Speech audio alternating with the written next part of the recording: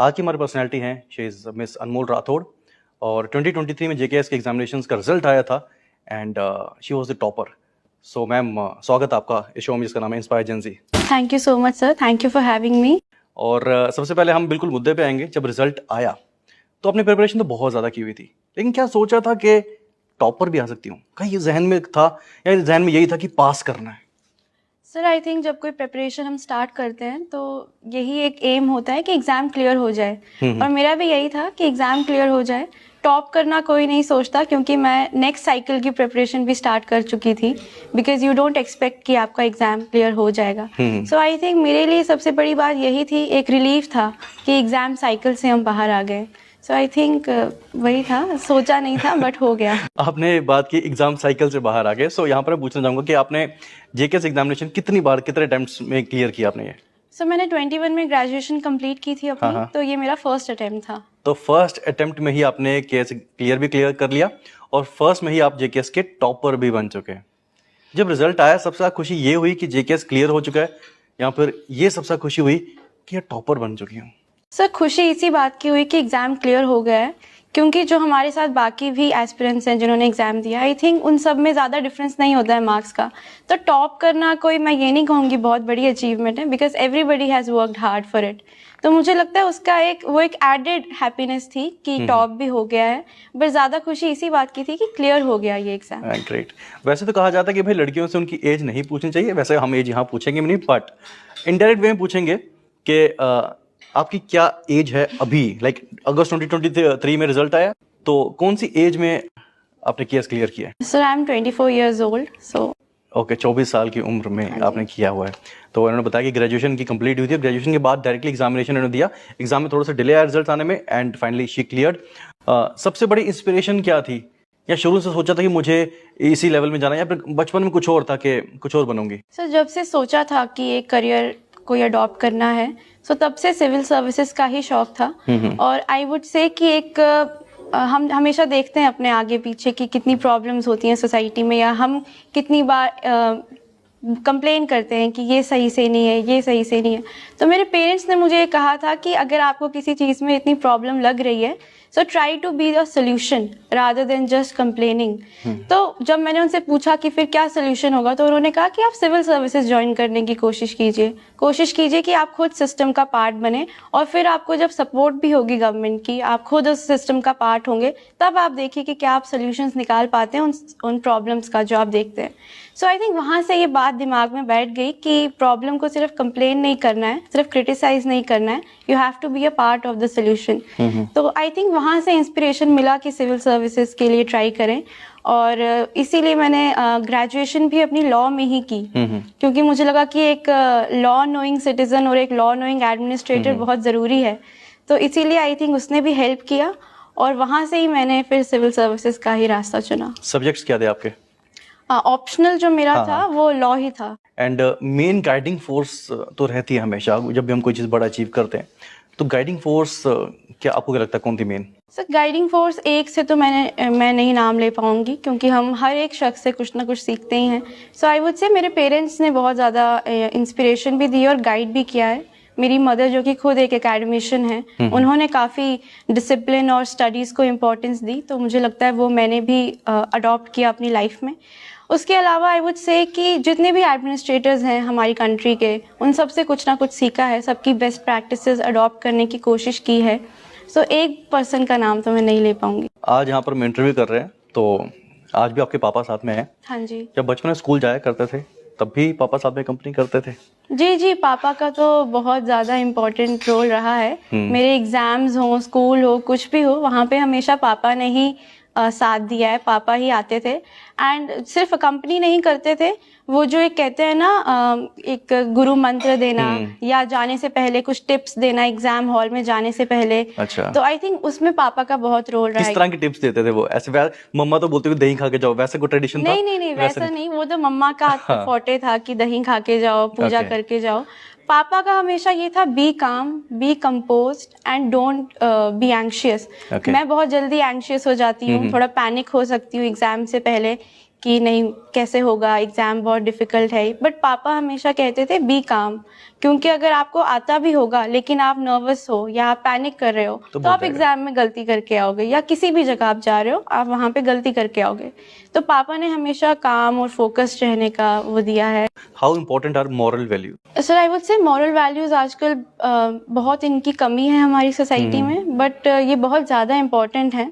सिर्फ हमें लगता है कि शायद नहीं, सिर्फ हमारी education he is important, but education alone can't do much. अगर आपके पास वैल्यूज़ की कमी है, मोरालिटी की कमी है, तो आप कितने भी एजुकेटेड क्यों ना हो, आप सक्सेसफुल शायद नहीं हो पाएंगे। मुझे लगता है कि मेरी सक्सेस का मैं कहूँगी एक मेजॉरिटी ऑफ चंक जो है वो मैं मोरालिटी को और मॉरल वैल्यूज़ को ही दूंगी, क्योंकि इनके बगैर हम जो कहते हैं ना स्पिरिचुअल ग्रोथ एक इंसान की, वो नहीं हो पाती है। तो मुझे लगता है काइंड होना, एम्फेथेटिक होना, कंपैशनेट होना बाकियों के प्रति, ये बहुत ज़रूरी है। आजकल शायद स्ट्रेस है लोगों की लाइफ में बहुत ज़्यादा, थोड़ा सक्सेस नहीं मिल रही है, कोई और प्रॉब्लम है, तो मैंने देखा है कि हम लोग बहुत ज़्यादा मैं कहूँगी we are not kind any more. हम लोग बहुत जल्दी कोई कमेंट पास कर लेते हैं किसी के प्रति, बहुत जल्दी हेट, बहुत जल्दी हम बोल देते हैं, किसी ट्रोल कर लेते हैं बहुत ज़्यादा। सो आई थिंक वो चीज़ें हमें खुद को रुक के रिफ्लेक्ट करना चाहिए कि क्या हम सही कर रहे हैं या नहीं। एंड आई थिंक थोड़ा कहते हैं ना कि इंट्रोस्पेक्शन इज़ वेरी इंपॉर्टेंट, वो सब ज़रूरी है, वो करना चाहिए।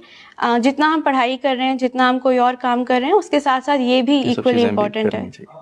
लाइफ का पहला एग्जामिनेशन, कॉम्पिटिटिव एग्जामिनेशन कौन सा था जो आपने दिया था? सर लाइफ का first competitive exam I think बचपन में स्कूल टाइम में देते रहते थे वो, लाइक आफ्टर ग्रेजुएशन कोई और था या जैसे सिर्फ के एग्जामिनेशन दिया और वही क्लियर हो गया? उससे पहले कोई एग्जामिनेशन दिए थे? उससे पहले मैंने ग्रेजुएशन के लिए ही कॉमन लॉ एडमिशन टेस्ट होता है क्लैट, जो कि नेशनल लॉ यूनिवर्सिटीज के लिए होता है। अच्छा। तो वो मेरी लाइफ का फर्स्ट एग्जामिनेशन था। And you cleared that? I cleared that and I got into Gujarat national law university. तो वहाँ से मैंने 5 years का लॉ किया, और उसके बाद जो नेक्स्ट था मैंने यूपीएससी का भी एग्जाम दिया था, सिविल सर्विसेज का, एंड देन दिस वन। अभी कुछ ऐसा ड्रीम है कि ठीक अब केस तो हो गया, I have some time also, इसके बाद हम सर्व भी करेंगे कंट्री को, बट ऐसा कुछ दिमाग में है कि ठीक है आईएएस की भी तैयारी करती हूँ, if I can be the topper of JNK, तो आईएएस की तरफ भी सोचना चाहिए, कहीं ना कहीं जहन में है ऐसा कुछ? जी जी डेफिनेटली है। आई थिंक वो कहते हैं ना अभी सितारों से आगे जहां और भी हैं, तो मेरा भी ये है कि डेफिनेटली वी शुड ट्राई। अभी हम अपनी यूटी को ही सर्व कर रहे हैं, क्या पता अगर मौका मिले तो हम कंट्री को एज अ होल सर्व कर सकें। So, बचपन से यू वर स्टूडियस, या फिर बचपन में पढ़ाई में कम आप करते थे, या बचपन से टॉपर रहे हो? नहीं, बचपन से ही मैं कहूँगी स्टूडियस तो मैं थी। 10th में कितने मार्क्स आए थे? हमारे टाइम पे सीजीपीए होता था, तो मेरा 10 सीजीपीए था। अच्छा, और 12th में? 12th में 97% थे। 97%? हाँ जी। It was a state board, central board? CBSE board से 97%। सीबीएसई। फेवरेट सब्जेक्ट उस टाइम कौन सा था जिसमें सबसे ज्यादा सिक्योर किए थे? आई थिंक 100 ही आएंगे, तो किसी में कम आएंगे तो 97 होंगे। मेरा बायो था फेवरेट सब्जेक्ट, उसमें मेरे 100 मार्क्स थे। ओके। और फिजिक्स में 98 थे उस टाइम पे, और फिजिक्स काफी इंटरेस्टिंग भी लगता था, और फिर बाकी सब्जेक्ट्स में 95। ये शुरुआत से ऐसा था कि यार मुझे पढ़ना है, बिकॉज आजकल आप देखोगे तो people are like kids are more into social media, वो तो गेम्स भी नहीं खेलते हैं, जो भी सोशल मीडिया पे गेम्स खेलनी है, मोबाइल पे गेम्स खेलनी है। आपका शुरुआत से क्या था? कहीं और इंटरेस्ट नहीं था कि पढ़ना है, या फिर घर वाले डंडे से पढ़ाते थे उस टाइम? एक्चुअली मेरा ये मानना था कि लाइफ में अगर सक्सेस चाहिए या किसी मुकाम पे आपको पहुंचना है, तो हमारे टाइम पे तो academics was the only way to it. आजकल तो लोग सोशल मीडिया भी कर रहे हैं, वहाँ पे भी we have influencers, we have podcasters जो कि इतना अच्छा काम कर रहे हैं, तो उन्हें वहाँ पे सक्सेस मिल रही है, तो वो भी एक सही रास्ता है। बट मेरे लिए जो एम था, क्योंकि मुझे एडमिनिस्ट्रेशन में आना था, तो मेरे लिए एकेडमिक्स के अलावा और कोई ऑप्शन नहीं था। सो इसीलिए मुझे लगता है मैं हमेशा से ही एकेडमिकली इंक्लाइंड रही हूँ और पढ़ाई की ओर ही ध्यान दिया है। बट आई थिंक आजकल आपके पास और बहुत सारे एवेन्यूज़ हैं, स्पोर्ट्स में लोग इतना अच्छा कर रहे हैं, एंटरटेनमेंट इंडस्ट्री में इतना अच्छा कर रहे हैं, तो जो भी आपकी कॉलिंग है आप वहाँ पे अच्छे से काम करिए, ज़रूरी नहीं है कि हम एकेडमिक्स पे ही फोकस करें। Asking you this particular question only, if not case, अगर जे केस ना होता तो फिर आप कहाँ पर होते हैं? क्या कोई सेकंड ऑप्शन रखा था? क्या सेकंड ऑप्शन लाइफ में, करियर में रखना ज़रूरी है? जी जी डेफिनेटली एक बैकअप प्लान होना काफ़ी ज़रूरी है। तो मेरा भी ये था, क्योंकि मैंने लॉ पढ़ा है, तो मैंने सोचा था कि मैं या तो प्रैक्टिस करूँगी, लिटिगेशन करूँगी, या फिर मैं जुडिशरी के एग्ज़ाम्स दूँगी। तो ये मेरा बैकअप था। ओके, सोशल मीडिया आजकल जो आप देख रहे हैं कि लोग ट्रोल भी होते हैं, कि लोग सक्सेस भी पा लेते हैं, कि लोग बहुत जल्दी डिमोटिवेट हो जाते हैं, तो how you take social media and how much time you spend on social media? Sir, I would say that social media has definitely become a very integral part of our lives. मुझे लगता है every second person is scrolling away their time on social media. मुझे लगता है social media एक necessary evil है, तो इसे आप limited तरीके से ही यूज़ करें. Unless you are earning from social media, unless social media आपका means of earning है, but otherwise I think you should be very you should have very limited interaction on social media. मैं personally social media पे नहीं हूँ क्योंकि You are nowhere? No, I'm not yet. Not Instagram, No, no sir. Facebook, और शायद इसी वजह से क्लियर भी किया है बिकॉज I डिविएट नहीं हो think, पाते। हाँ, क्योंकि distractions बहुत ज़्यादा हैं। अच्छा। The thing is कि कोई आपको कमेंट ऐसा हो सकता है जो आपको हर्ट कर सकता है, because there are too many people with too many voices, too many opinions, and you can't listen to everybody, क्योंकि आप जिन्हें जानते नहीं हैं, जो एनोनिमस ट्रोल्स हैं, जो घर पे बैठ के कमेंट कर रहे हैं, अगर आप उनकी बातें पढ़ेंगे और उनसे अफेक्ट होंगे और फिर आप सोचेंगे कि अब मैं इन्हें रिप्लाई दूं, you are just wasting your time. आपको अपना गोल निर्धारित करना है and you have to stay determined on that path rather than getting distracted by every comment or every post that is made on social media. So I think बहुत balanced तरीके से, especially to the aspirants and students जिनका अभी कोई गोल है जो उन्होंने achieve नहीं किया है, उनसे तो मैं यही कहूँगी कि सोशल मीडिया से थोड़ी दूरी ही बनाए रखिए. And I think this is the particular motive of Directorate of Information and Public Relations (JNK), which is inspire Gen Z. के how do these people inspire a youth of JNK, and we can say के youth of India? As she said के she is not on Instagram, she is not on Facebook, she is not on YouTube. सब चीज़ों को cut off रखा था, तभी she emerged as a topper of JKS 2023. और बहुत ज़्यादा ज़रूरी रहता है कि बाकी चीज़ों को कट ऑफ करना, तभी आप आगे जा सकते हैं. और एक चीज़ मुझे आपकी बहुत अच्छी लगी कि even if you are not so active on social media, but कई बार आज की ज़िंदगी में ऐसा कमेंट आ जाता है जो कि आपको डिस्ट्रैक्ट कर देता है और आपको लगता है कि यार ये नहीं होना चाहिए था. सो कहीं ना कहीं इट्स एन हिंड्रेंस. अभी ऐसा सोचा कि यार अब तो क्लियर हो गया है, अभी आप इंस्टाग्राम पे हैं? सर अभी भी मैं नहीं हूँ. आई थिंक जो प्रोफेशन या जो सर्विस में एंटर करने वाली हूँ, वहाँ पे जाके इट बिकम्स वेरी इंपॉर्टेंट कि आपका पब्लिक के साथ कनेक्ट रहे. So definitely once I am in service, तब मैं एक प्रोफाइल ज़रूर बनाऊंगी, ताकि अगर कोई कम्युनिकेशन की ज़रूरत पड़ती है लोगों से, so then I will definitely do it. But I think personal communications के लिए सोशल मीडिया अभी तक मुझे नहीं लगता कि ज़रूरी तो है. आपकी सक्सेस के बाद राइट बहुत से इंटरव्यूज हुए हैं. हाँ जी. ये इंटरव्यू सोशल मीडिया पे आने वाला है, इससे पहले भी आए होंगे, तो वो इंटरव्यूज मम्मा पापा के मोबाइल पे देख लेते हैं कि अच्छा मैंने कैसे बोला है? देखते हो कभी कि हाँ इंटरव्यू ऐसे हुआ था, मैंने ये बोला था? जी ज़रूर देखती तो हूँ, but once I give an interview, एक बार इंटरव्यू हो जाता है, उसके बाद I don't think much about it. क्योंकि अगर किसी ने कोई कंस्ट्रक्टिव क्रिटिसिज्म देना है या मुझे ही कुछ सीखना है, हो सकता है मैंने पिछले इंटरव्यू में कोई गलत चीज़ बोल दी हो, वो मैं देख लेती हूँ. वो मेरे पेरेंट्स भी मुझे बता देते हैं कि ये चीज़ ऐसे बोलनी थी, ऐसे नहीं, और वहाँ से मैं सीखती हुई आगे बढ़ती जाती हूँ. हो सकता है कुछ मिस्टेक्स हों पास्ट की जो मैंने यहाँ पे करेक्ट की हूँ, बट उसके अलावा I don't pay much heed to interviews because it's not really important. और अभी कैमरा लुक की बात की जाए तो you look quite sober girl, quite serious types. Actually में आप ऐसे हो या फिर अंदर से एक शरारती बच्चा भी है कोई? सो डेफिनेटली एक there is a child in each one of us, वो तो बात है. बट आई थिंक अगेन उसका भी एक बैलेंस होना बहुत ज़रूरी है. मैं भी हूँ वैसे ही, अभी चाइल्डिश हरकतें भी करती हूँ. क्या चीज़ सबसे ज़्यादा करना पसंद है? मुझे सोना काफ़ी पसंद है और क्योंकि आई थिंक एकेडमिक्स आपको काफ़ी थका देता है, पढ़ाई वगैरह. सो एक मेंटल रेस्ट के लिए I think sleep is the best remedy.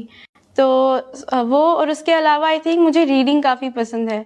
तो ये शायद लगता है कि it's not an entertainment, but reading का मुझे काफ़ी शौक है. तो मैं नॉवेल्स वगैरह पढ़ते हुए या बुक्स पढ़ते हुए काफ़ी टाइम निकल जाता है, मुझे पता भी नहीं चलता. Any dream destination in India, in JNK और इन वर्ल्ड, जहाँ आप चाहते हो कि यार एक टाइम पे यहाँ पर मैं जाऊँगी? जी आई थिंक इंडिया में ही इतना कुछ है देखने के लिए जो अभी तक देखा नहीं है. हमारी कल्चरल हेरिटेज इतनी ज़्यादा है इंडिया की, और नेचुरल ब्यूटी इतनी ज़्यादा है. तो मुझे लगता है पहले तो इंडिया का ही काफ़ी सारा हिस्सा देखने वाला है. नॉर्थ ईस्ट में ज़रूर जाना चाहूँगी क्योंकि वो काफ़ी अनएक्सप्लोर्ड भी है, मैं भी कभी नहीं गई. So north east is one destination. पूरा you are more of a traveller और more of a foodie? I would say I am more of a traveller rather than being a foodie. तो मुझे लगता है क्योंकि ट्रैवलिंग से आपके एक तो when you travel you definitely become a foodie also. आप वहाँ का लोकल क्यूजीन ट्राई करते हैं, वहाँ की लोकल कल्चर देखते हैं। तो मुझे लगता है ट्रैवलिंग आपके दोनों एम्स को फुलफिल कर देता है, travelling also and eating also. And more over I think you not a YouTuber, और आने वाले टाइम में भी कोई आपका वैसा मकसद होगा नहीं कि यूट्यूबर आप बनेंगे, बट अगर आप आईएएस क्लियर कर लेते हैं तो फिर आपका ट्रैवलिंग वाला शौक जो है वो भी आपका आई थिंक वो पूरा होने वाला है। फिर तो आप इंडिया में भी कहीं ना कहीं आपकी ट्रांसफर हो सकती है, पोस्टिंग हो सकती है। सर होपफुली अभी फिलहाल तो मैं अभी फॉर्म भर दिया हुआ है उसका? सर हाँ जी भर दिया। अच्छा, कर दिया। उसकी प्रिपरेशन भी चल रही है? उसकी भी हाँ जी साथ साथ में चली रही है। कितना टाइम लगता है एक घंटे एक दिन में कितना टाइम हमें देना चाहिए स्टडी पे? सच सच बताना। जैसे कई लोग बोलते हैं भाई 18 घंटे पढ़ना है, 20 घंटे पढ़ना है, वहीं पर कई लोग बोलते हैं 4 घंटे पढ़ता था। आई डोंट नो कि इट इज ट्रूथ और not, but according to you कितना टाइम हमें देना चाहिए? सर आई वुड से हम कितने घंटे पढ़ते हैं it varies from person to person. जिसको कुछ लोग बहुत जल्दी ग्रास्प कर लेते हैं कॉन्सेप्ट्स, तो वो कम टाइम ले लेते हैं, बट कुछ लोगों को ज़्यादा टाइम चाहिए अंडरस्टैंडिंग के लिए, तो वो थोड़ा ज़्यादा वक्त लेते हैं। मैं कहूँगी मेरा एक नॉर्मल जो स्केड्यूल था डे का, उसमें I would study for around 6 to 7 hours maximum, क्योंकि उससे ज़्यादा पढ़ाई नहीं हो पाती थी। एक टाइम के बाद आपका mind also refuses to take new content. So मेरे 6 to 7 आवर्स रहते थे दिन के, और उसी में मेरा रिविजन वगैरह सब हो जाता था। 6-7 घंटे हो गए? हाँ जी। और आपने बोला कि आपको नींद भी बहुत पसंद है, तो कहीं ना कहीं 8 घंटे की नींद भी लेते होंगे? जी जी जी, ठीक है। I did 8 not compromise। + 7 15 हो गए। तो बाकी के टाइम आप क्या करते थे फिर? सर बाकी के टाइम आई वुड से थोड़ा सा घर में मेरे ग्रैंड पेरेंट्स थे, तो मैं उनके साथ भी काफ़ी टाइम स्पेंड करती थी। उसके अलावा आई थिंक काफ़ी मेरी मदर भी यहाँ पे नहीं है, थोड़ा घर की बाकी कामों में भी टाइम चला जाता है। My grandmother is not well, so उनके साथ थोड़ा टाइम मेरा चला जाता था। और बाकी मैं थोड़ा आई वुड से न्यूज़पेपर्स वगैरह या रीडिंग कर लिया करती थी, अपनी हॉबीज़ को थोड़ा टाइम दे दिया करती थी, बट टाइम ऐसे चला जाता था। आजकल हम देख रहे हैं आई थिंक पिछले 4-5 साल से ये ट्रेंड थोड़ा सा बदला है। I think in a way it is good also कि डोडा, किश्तवाड़, भद्रवाही जो बेल्ट है, यहाँ से ज़्यादा लोग निकल रहे हैं। So what according to you is the reason कि यहाँ से लोग कैसे ज़्यादा क्लियर कर पा रहे हैं? सर आई वुड से पोटेंशियल तो हमारी यूटी में हर कॉर्नर में बहुत ज़्यादा है। आई थिंक उस पोटेंशियल को हार्नेस अब ज़्यादा अच्छे से किया जा रहा है। अब हमारी जो रिमोट बेल्ट्स हैं वहाँ से भी बच्चे बाहर आ रहे हैं पढ़ाई के लिए। We are going to far off places. जैसे अब मैं अपनी ही बात करूँ तो मैं भी basically I belong to Bhaderwah, but मैं भी पढ़ाई के लिए बाहर चली गई। तो आई थिंक जब हम बाहर जाते हैं हमें एक्सपोजर मिलता है, और जब एक्सपोजर मिलता है तो यू गेट टू नो कि ये भी ऑप्शंस हैं। तो आई थिंक वो उनका काफ़ी योगदान रहा है कि यहाँ से भी बच्चे अब निकल के आ रहे हैं।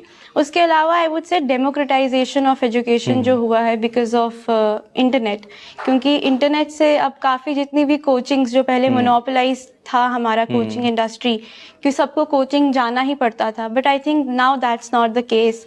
अब हमारी जो पढ़ाई है फॉर सिविल सर्विसेज या किसी भी कॉम्पिटिटिव एग्जाम के लिए वो सब फ्रीली अवेलेबल है। यूट्यूब पे लेक्चर्स हैं। आपने यूट्यूब की मदद से किया था या फिर आपने कोई कोचिंग ली थी?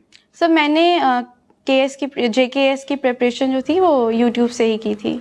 अच्छा, यूट्यूब एंड ऑनलाइन जो बाकी का फ्री मटेरियल है। तो नो अदर सोर्स कि आपने कोई एकेडमी ज्वाइन कर ली या वैसा कुछ? जी नहीं, मैंने एक टेस्ट सीरीज ली थी, बट फिर वो टेस्ट सीरीज इज बाकी जो आपने यूट्यूब से सीखा है। हाँ जी। So again I would like to say inspire जिनसे जो कि इनिशिएटिव है department of information public relations का, जहां पर हम आपको इंस्पायर करते हैं, ऐसी पर्सनैलिटी से मिलाते हैं। सो कहने का मतलब again this is to tell to people of JNK that YouTube से इन्होंने अपनी ज़्यादा जो है पढ़ाई वो करी है, एंड बाकी लोग यूट्यूब पे क्या करते हैं वो भी अच्छा करते हैं, बट यही है कि इंस्पिरेशन आपकी क्या है, वो आपका रोल मॉडल क्या है, वो आपको बहुत अच्छे से चुनना होता है। एंड मैंने बहुत बार देखा है, I been to Bhaderwah also, cultural unity of Bhaderwah, यहाँ पर ऐसे जो रिमोट एरियाज हैं जहाँ पर आगे पीछे बहुत ज़्यादा होती है। तो भद्रवाही लोग जो आपको देख रहे हैं, आप उन्हें क्या मैसेज दोगे? सर सबसे पहले तो उन सबका बहुत बहुत थैंक यू, क्योंकि जब से रिजल्ट आया है पूरे भद्रवा ने अपनी डॉटर की तरह, अपनी बेटी की तरह मुबारकबाद दी है। तो आई थिंक वो जो आपने कहा कल्चरल यूनिटी भद्रवा की, वो आई थिंक हमारे पूरे स्टेट की तो है ही, बट भद्रवा की भी स्पेशली है, और उसके लिए उन सबका धन्यवाद।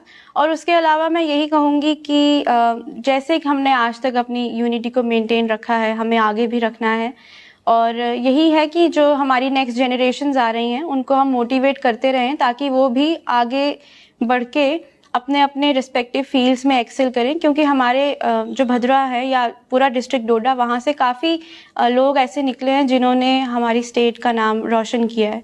तो मुझे लगता है कि बस यूथ को थोड़ा प्रोत्साहन चाहिए और थोड़ी राइट डायरेक्शन चाहिए, and that should be done. And if I talk about hobbies of Anmol Rathore, तो क्या चीज़ें करना पसंद है आपको? सर मुझे एक तो रीडिंग का काफ़ी शौक है, मैं पहले भी बता चुकी हूँ। मुझे रीडिंग पसंद है और उसके अलावा आई राइट पोएट्री। मुझे पोएम्स लिखने का शौक है, मैंने 2 बुक्स भी पब्लिश की हैं। तो आई थिंक ये 2 मेरी हॉबीज़ हैं। पोएम्स की बात की, they are in Hindi language? English language. तो कुछ लाइंस हो जाए आपके पोएम की।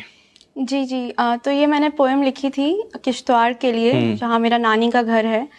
तो it goes like this: There's a place beyond the mountains where the saffron breeze blows and a lonesome chenab flows. I called it home.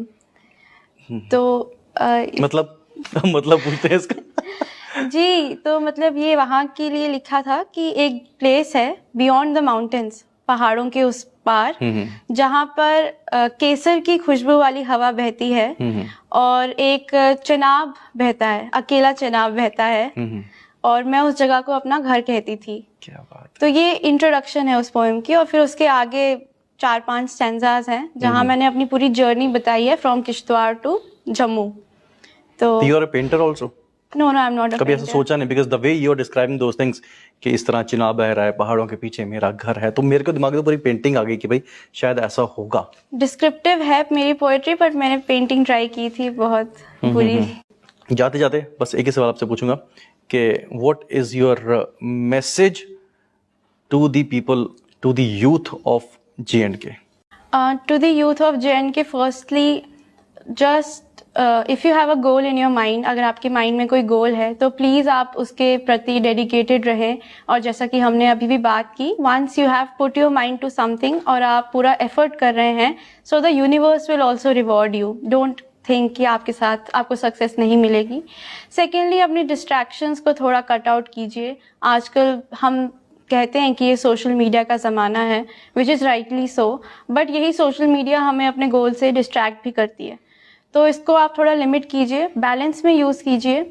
उसके बाद आई would से कि जो आजकल सोशल इविल्स हैं जो कि यूथ को बहुत ईजीली अटैक कर रहे हैं, we have drug abuse is rising, certain other issues are also cropping up, so please अपने आप को इतना strong बनाइए that you don't fall prey to these issues। आप अपना जो कहते हैं ना internal locus of control होता है, उसे आप काफ़ी strengthen कीजिए। उसके लिए आप इंट्रोस्पेक्शन कर सकते हैं, मेडिटेशन कर सकते हैं, काफ़ी और भी चीज़ें कर सकते हैं, you would know better, but do whatever it takes, but just cut out on your distractions, don't fall prey to these ills. And lastly, I would say stay focused on your goal, and success will be yours.